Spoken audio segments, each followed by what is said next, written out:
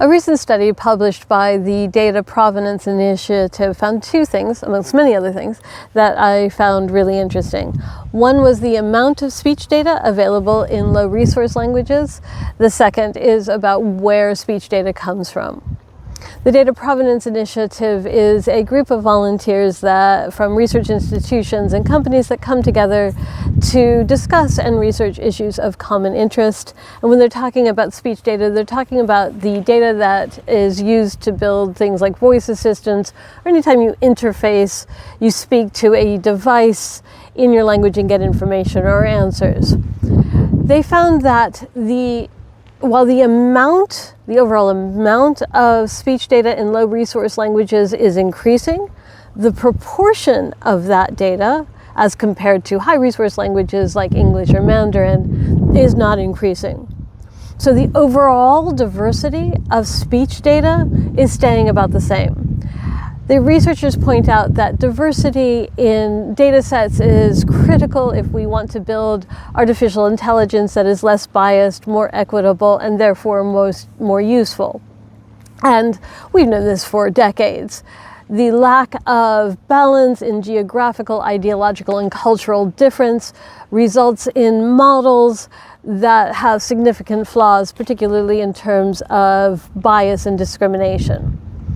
The second thing was about where data comes from. They found that it comes from many different places, Common Voice, Aya, amongst others, but the vast majority comes from social media, particularly YouTube. And YouTube is not a very diverse data set.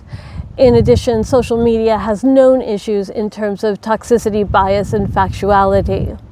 And those issues can pop up in models despite researchers' best efforts to control for it or adjust their models.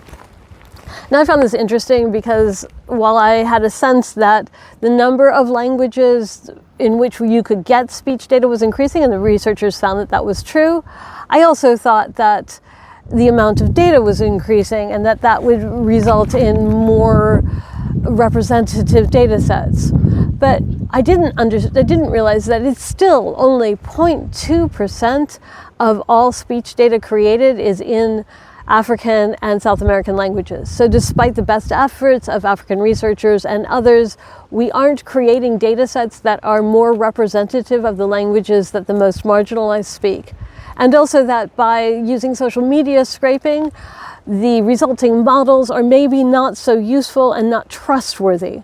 So there's still a lot of work that we have to do and a lot of thinking we have to do about how we create and ensure that the data that's available to create speech data sets, and speech data is super important for African languages, which are mostly spoken and people struggle to read or write.